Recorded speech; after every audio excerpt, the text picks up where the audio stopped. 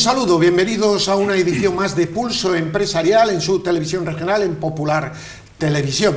Hoy vamos a hablar de un tema que está de actualidad y que además algunos televidentes nos han sugerido, que es la atención de las entidades bancarias.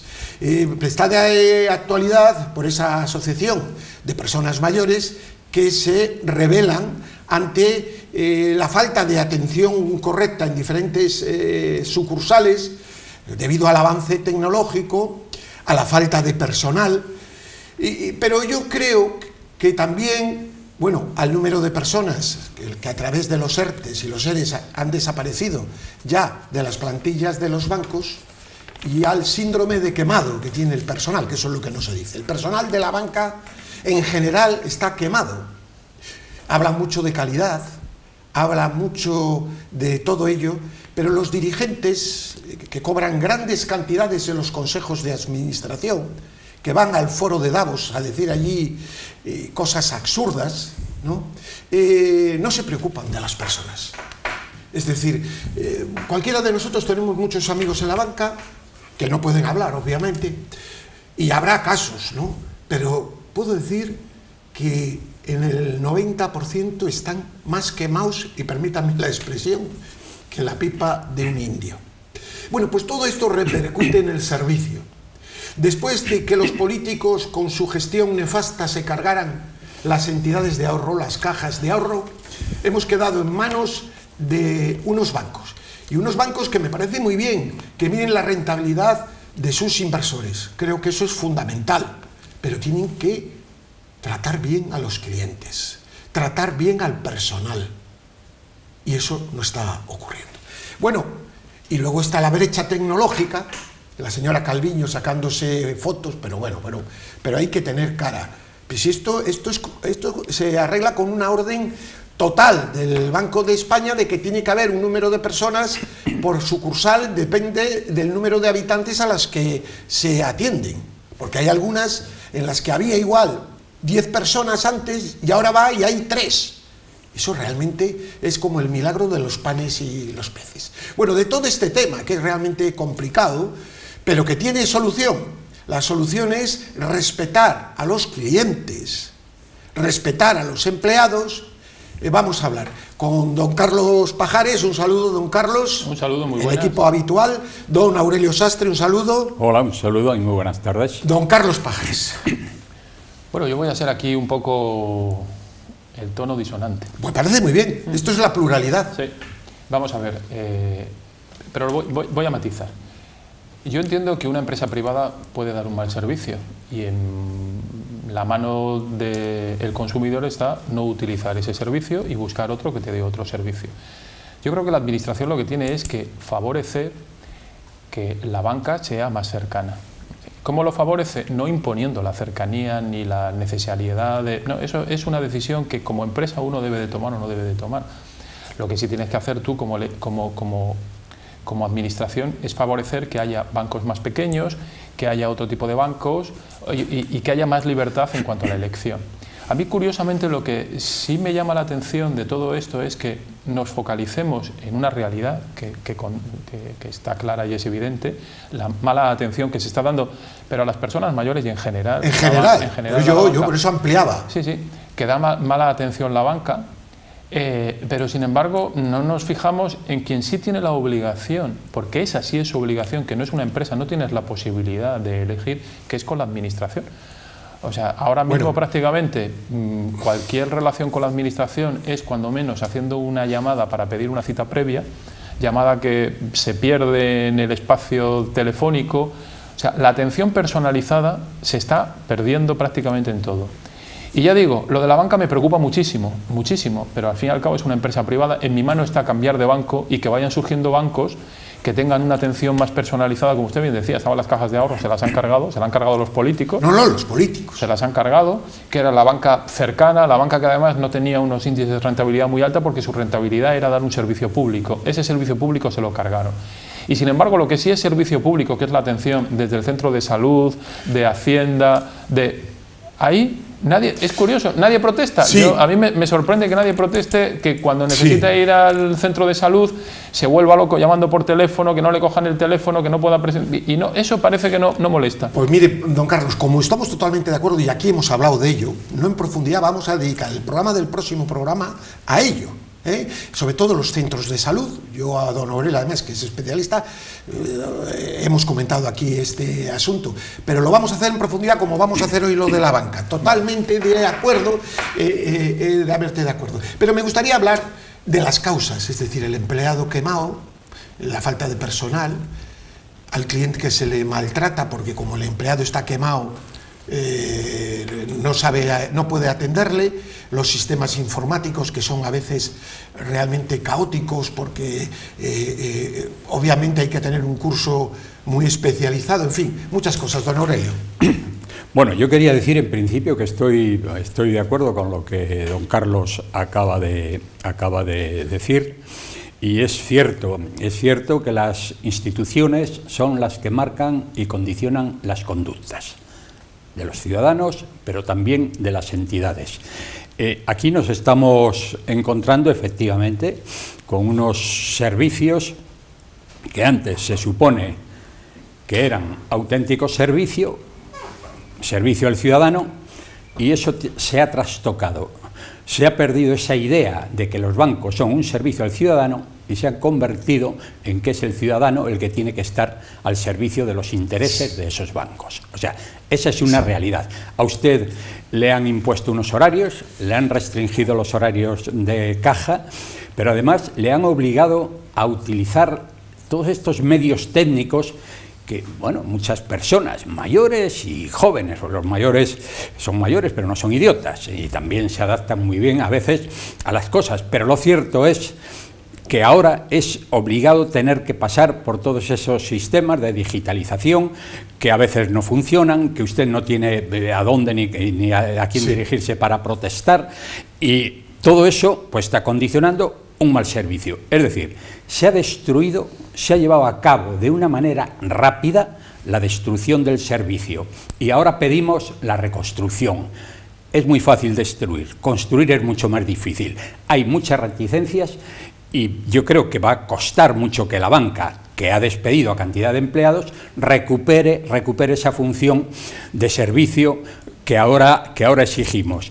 Así es que lo veo muy difícil. Es una entidad pública, pero claro, son entidades, privadas, son entidades privadas, pero es que ahora nos obligan a ir a ellos para todo. Es que usted no puede prescindir de un banco para nada, la gente para cobrar su pensión, para hacer un pago, para lo que sea, y es más, ahora ya le están condicionando el pago mediante tarjetas, que además le cuestan un dinero. Es decir, esas tarjetas, ya que se exige que las tiene que tener todo el mundo, lo que no debería hacerse es cobrarle un 5 o un 6% de sus ingresos, a lo mejor de una nómina o de una pensión. Hay un mal servicio, es un servicio que yo veo muy difícil que eso se pueda reconducir y no sé qué puede haber, porque no hay una actitud del gobierno de hacerlo. Al revés, el gobierno está adoptando medidas similares, restringiendo los servicios al ciudadano y haciendo que el ciudadano también en este caso se convierta en el servidor de lo que deberían ser sus servicios. Yo desde que... Sí, bueno, pues don Carlos. No, que iba a decir que en la línea que lo decía don Aurelio, la administración, por ejemplo, es la primera que fomentó la concentración de la banca. Bueno. Con la desaparición de bancos y la acumulación en unas pocas cabeceras, pues la banca española. El gobierno español es el que llevamos, tanto este gobierno como el anterior, está con el mantra de la digitalización. O sea, forzando la digitalización tanto de la propia administración como la de las entidades que tienen cualquier tipo de relación. Sin estudiar los problemas que crea. No, por supuesto. Porque la administración, que es el primer cliente de la banca, de la gran banca española, lo tiene bien fácil. O sea, pero eso, si no hace falta... A mí lo que me da miedo es que con estas cosas al final terminemos. El gobierno termina imponiendo que abran los bancos y que no sé qué, no sé cuánto. Eso al final que lo vamos a pagar somos los ciudadanos, porque lo va a repercutir en el precio de la banca. Lo tiene más sencillo, no hace falta hacer eso, lo que tiene que decir es, señores, ¿quieren que ustedes mis pagos de mis nóminas, mis pagos de las pensiones, los pagos de etcétera, hacerlos con usted?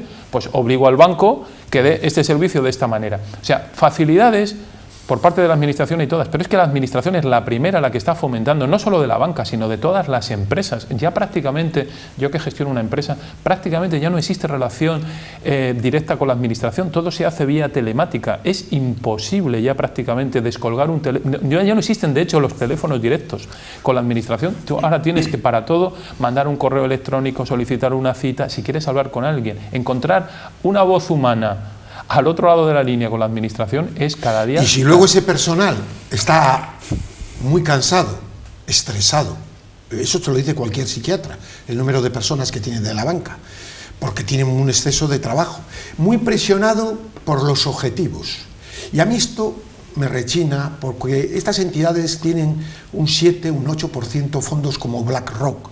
Me voy a referir a las grandes, porque hay otros bancos pequeños que no entran en ello. Están presionando estos señores del Consejo de Administración, que tienen algunos de ellos aviones privados, que los deben de utilizar incluso para sus temas particulares, llenos de privilegio. No han cedido desde la crisis ni un privilegio. Es más, están aumentando sus beneficios. Esto hay que corregirlo. Esto hay que corregirlo. Es decir, aquí lo que hay que empezar, estamos en una regeneración mundial. O nos regeneramos, o porque después de esta pandemia vamos a tener un siguiente tema, que es que el dinero desaparezca, que es el intento. Por esto va a haber un día de estos, hay el día de todo que se va a hacer en el mundo para que todo pagar con moneda. No, es que es todo para tener controlado al ser humano. Y los bancos son el instrumento de estos grandes fondos y de los gobiernos para tenernos realmente asfixiados. Y claro, yo, en lo poco que podamos en este altavoz y a través de los escritos, voy a intentar hacer una campaña, y esto es miga amiga, a los ciudadanos y concienciarles que lo que nos estamos jugando a futuro, y sobre todo el de nuestros hijos, los que estamos aquí peinamos todos canas, es la libertad, el ser personas en nuestro libre albedrío, libres, que podamos decir esto y que no le digan, no, mire, es que usted ha ido al supermercado y ha comprado más naranjas que las que usted consume, o usted va mucho a comer de restaurante, o usted no sé qué, o usted, como ahora está, tira comida. Pero es que esos son pasos que pueden dar. Es que están entrando en nuestras vidas y claro, lo hacen de una manera sucesiva. Por lo tanto, batalla a los fondos de inversión. Por cierto, que ha habido una ley esta semana en Estados Unidos que me ha gustado, de control, porque dicen que pueden ser sistémicos, que no se sabe lo que hay ahí y que puede haber ahí ser auténticas bombas explosivas para las economías del mundo. Luego voy a hablar precisamente un poco de ello. No sé si está de acuerdo Aurelio, que nos estamos jugando mucho, que todo está interrelacionado. No, es cierto. Hay un movimiento global en esa dirección que casi podríamos decir que es imparable, pero el hecho de que... ¿Le podemos parar a los ciudadanos? No, a eso me refiero, no debe desanimarnos. No. Y debemos de adoptar actitudes beligerantes frente a ello.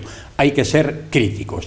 Hay que ser críticos con estos fondos, que son fondos buitre, dirigidos por un señor y que está marcando la política de todas las empresas hoy prácticamente del mundo. Hoy en España los fondos buitre tienen del orden de... Se puede hablar, puede que la cifra parezca exagerada, pero se puede hablar de un 20%. No se sabe lo que tiene. Y además marcan sus políticas.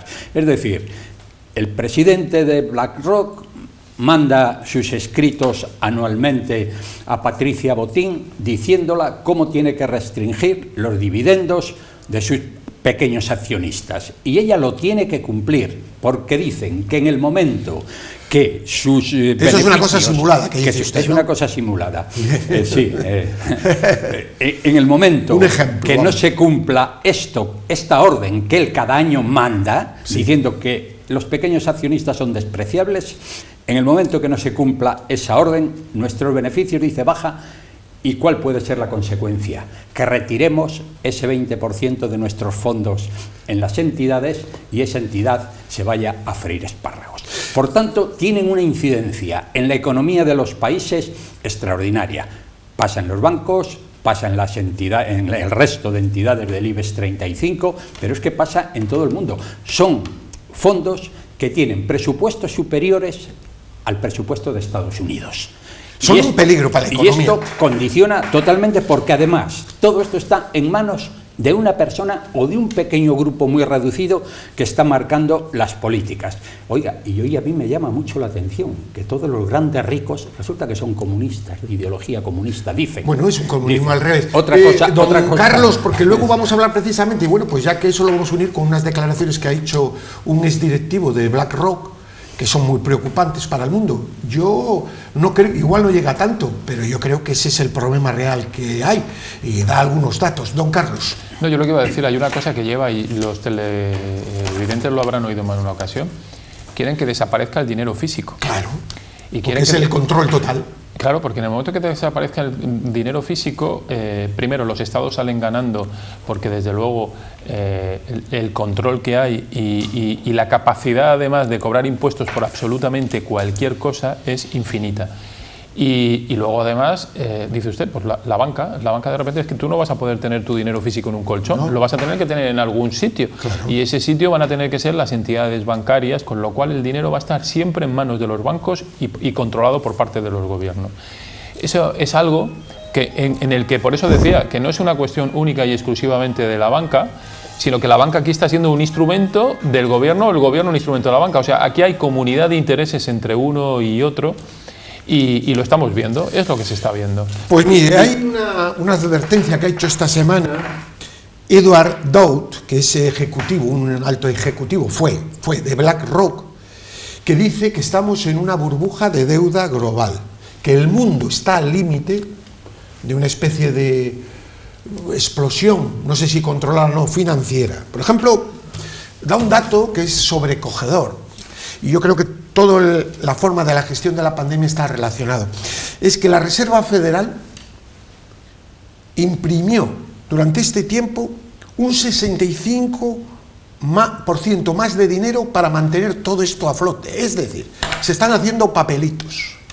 Recordarán que desde el año 70 y tantos que se dejó el patrón oro, se empezó en el mundo a emitir, ¿no? Papelitos. Un amigo mío estaba la semana pasada en Argentina y me decía que día a día el cambio, dice, llevo tanta moneda porque que esto no tenía de otro viaje y ya no me vale porque tengo que llevar más. Bueno, pues esto es lo que está pasando. Entonces, todo esto que no cuentan los medios tradicionales, don Aurelio, yo creo que es muy importante. Ha dado pie ahí don Carlos y podemos pasar a este tema de esto que ha dicho don Edward, es decir, el riesgo de deuda global, ver la deuda de Europa, cómo ha aumentado la de España, cómo se ha gastado sin control, etcétera, etcétera. Tiene unos riesgos realmente, desde luego, si somos sinceros, importantes. Sí, es cierto. Las crisis se van produciendo. Cuando se inicia un movimiento, ese movimiento no genera unos resultados inmediatos, pero poco a poco ese movimiento va teniendo unas consecuencias. Lo estamos viendo efectivamente con las crisis sucesivas que se han venido dando.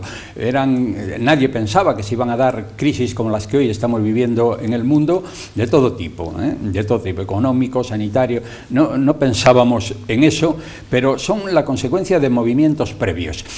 Esto está pasando también ahora con lo de la deuda. Hemos empezado a endeudarnos, decíamos, pero si no tiene esto ninguna consecuencia. Sí, sí. Y ahora lo estamos viendo. Y se nos planteará una crisis de deuda. Y esa crisis de deuda va a ser tremenda, como otras crisis que se irán planteando, la alimentaria y otras que serán muy graves. Pero bueno, la crisis de deuda está ahí. Se está fabricando dinero, parecía que los fondos llegaban a los países bien, de una manera muy alegre. Y ahora empieza a verse una consecuencia gravísima, que es la inflación en el mundo. O sea, tanto fabricar dinero sin un respaldo real, te decía, hablaba del patrón oro, que efectivamente se eliminó y ahora está apoyado y basado en el PIB de las naciones, ¿no? Bueno, pues hoy ya se ve que el dinero rebasa todas esas, el dinero, el papel que se elabora con las maquinitas encargadas de la realización de la moneda. Hay tanto dinero circulando que en este momento el dinero prácticamente está perdiendo valor. Y esa inflación que tenemos, por ejemplo, ahora aquí concretamente en España de un 7%, ¿qué significa? Pues mire usted, que se ha reducido el poder adquisitivo de salarios y pensiones en esa misma proporción. Y además se decía, no, esto es coyuntural, esto pasará. Pues no. se ve que ya forma parte que es estructural. Están ustedes poniendo balón del guión que tenía, así que don Carlos, porque precisamente sobre unas declaraciones del presidente de la AEB sobre la deuda de España. No, la deuda de España, porque... No, luego, si quiere, puede rematar o pasar directamente lo que ha dicho. Pero mire, le digo el titular y así usted tiene... el presidente de la Asociación Española de la Banca dice: España depende de la caridad, dice, de los mercados internacionales para sobrevivir, debido a la elevadísima deuda pública. Don Carlos, bueno, lo puede unir a lo anterior, no le quiero cambiar. No, lo puedo unir, porque de alguna manera también está unido. Al final, España, como otros muchos países, en el caso de España además posiblemente más dramático que en otros, porque no viene de una... Hay economías que ya sufren de manera sistemática el peso de la deuda, y economías mal gestionadas que, bueno, lo tienen de una manera endémica y lo sufren y les va a costar muchísimo salir. España, lo que se ha fijado, como algunos otros países, ha caído en la trampa de la deuda como los países como Norteamérica. Norteamérica es uno de los países más endeudados, pero Norteamérica es que al final hablamos del patrón oro. Ahora no es exactamente así, pero casi podríamos decir que existe el patrón dólar. Al final un dólar se compra en todo el mundo vale, y es una moneda de refugio. Y los norteamericanos hacen dinero incluso de esa deuda y de esa fabricación de dinero.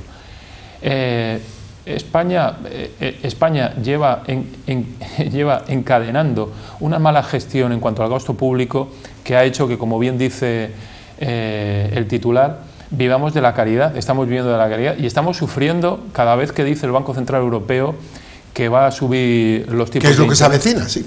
No, se avecina a nivel mundial, sí. Porque además ahora la cantidad de dinero que hay es tan tremenda que lo van a tener que hacer, porque si no la inflación se va a empezar a disparar. En el caso de España está disparada no solamente por el tema de la Estados Unidos el 7, ¿eh? Sí, no. Es que, vamos, y en el caso español, además, con la mala gestión que estamos teniendo por parte del gobierno, o sea, la deuda se nos está disparando, y los gastos que se nos va a originar esa subida, porque al final, para enfriar la economía, la única manera que tienes es subir tipos de interés y hacer que la banca tenga más dinero y que el dinero deje de circular, darle velocidad al dinero. Pero esa falta de velocidad, en nuestro caso, lo que lleva es aumentado todavía mayor gasto público. Y más paro, ¿eh? Más paro, muchísimo más paro. Y encima con la reforma laboral esta maravillosa que hemos hecho, que lo que va a traer todavía son más cierres de empresas pequeñitas y más despidos en empresas pequeñas. ¿Alguna cosa al respecto? Paso a otro tema, don Aurelio. ¿Quería añadir algo? Bueno, que efectivamente la deuda de cada país, la deuda no es algo absolutamente objetivo, es relativo. Dices, bueno, Estados Unidos puede tener una gran deuda, pero también tiene grandes ingresos. Esto es lo que puede pasar a nivel personal, a nivel familiar.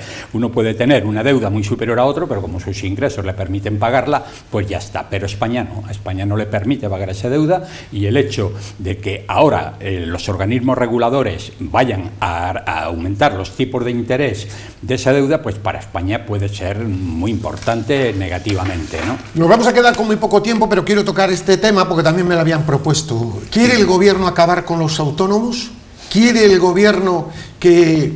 Bueno, es que este gobierno atenta contra todo lo que sea libertad. El autónomo fundamentalmente es un hombre libre, pero es un hombre que asume muchos riesgos. Cuando coge por la mañana la cartera y sale a vender, o desde su despacho con el teléfono o sus contactos, está asumiendo un riesgo. Un riesgo que es el que la sociedad española se la está enseñando a que no quiere tener. Por eso hoy en las universidades todo el mundo quiere ser funcionario. Entonces, en vez de ayudar a ese personaje que asume riesgos, que paga impuestos y que crea riqueza, ese personaje, como representa la libertad, hay que cargarse. Y si gana mucho porque es muy trabajador y tiene buenos contactos, se le mete el 40 al 45 porque está ganando mucho dinero. Eso sí, un político puede ganar lo que le dé la gana y luego equivocarse en el botón, ganar 5.000 euros al mes o tener 40 chiringuitos como tiene este gobierno de España. Es decir, esto realmente lo que está dando es unas crisis de la democracia, porque no es único de España. Atención a lo que está pasando en Canadá, que no son los antivacunas, son gente de la libertad, gente vacunada a tope, la mayoría. sino lo que está viendo es que están contra las medidas y contra otras cuestiones.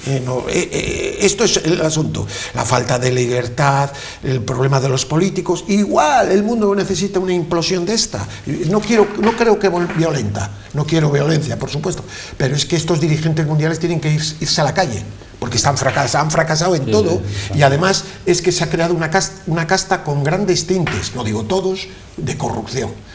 La Unión Europea, eso es una máquina de lobbies. Don Aurelio, bueno, usted como conocedor de los autónomos. Efectivamente, el mal reparto de la economía está creando unos desequilibrios tremendos y el poderoso no da cuartel al débil, ¿no? Y se puede decir que el autónomo apenas carece de fuerza, y hoy los gobiernos, y no digamos las economías más fuertes, incluso a nivel empresarial, con respecto al autónomo le presionan hasta situaciones inadmisibles. Económicamente está instalado en la miseria económica absoluta, y en relación con su trabajo, con lo que tiene que hacer para poder sobrevivir, pues sus horarios son absolutamente interminables.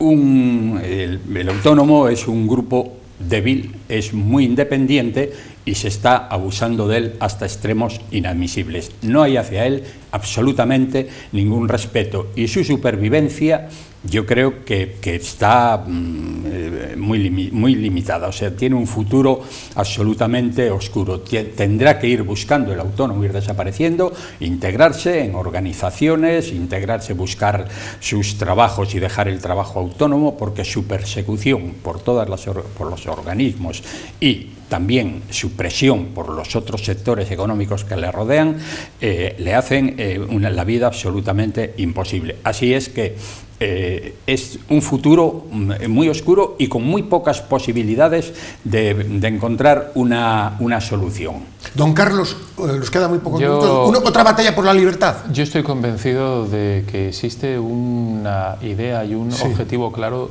de no acabar por completo, pero sí restringir hasta casi su extinción, tanto de los autónomos como de las pequeñas empresas. Lo hemos visto ahora y lo estamos viendo con la reforma laboral o con la subida del salario mínimo interprofesional. Nadie quiere que se quiten, es que hablar de derechos de trabajadores o que alguien cobre como mínimo 1.000 euros. Eso a las grandes compañías, tanto la reforma laboral como la subida del salario mínimo interprofesional, a las grandes compañías prácticamente no les va a afectar. A quien va a afectar va a ser a la pequeña empresa y al autónomo que tiene personas contratadas. Yo creo, aquí siempre se ha hablado de que España era un país donde la pequeña empresa tiene un poder económico muy grande porque no hay grandes compañías. Yo creo que sí existe esa intención de ir poco a poco acabando con ese autónomo. Y con la clase media, porque el autónomo es clase media. Es convertirnos a todos en asalariados de grandes compañías. O sea, al final vamos a tener o trabajando en una gran compañía o siendo funcionario. Ahí vamos. La frase de estos, iba a decir canallas, pero bueno, me lo guardo, del foro de Davos: no tendrás nada, pero será feliz.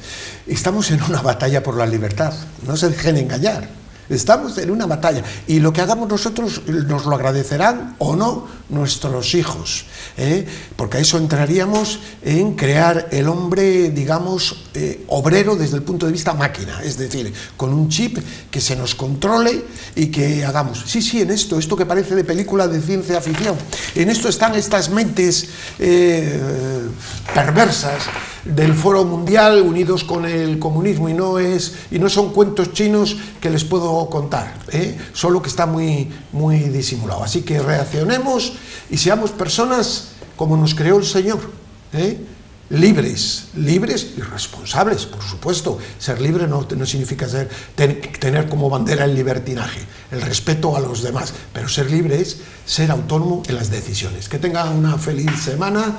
Don Carlos, muchísimas gracias. Don Aurelio, en la próxima semana hablaremos de estas cosas del funcionamiento de los funcionarios, etcétera. Paz y bien.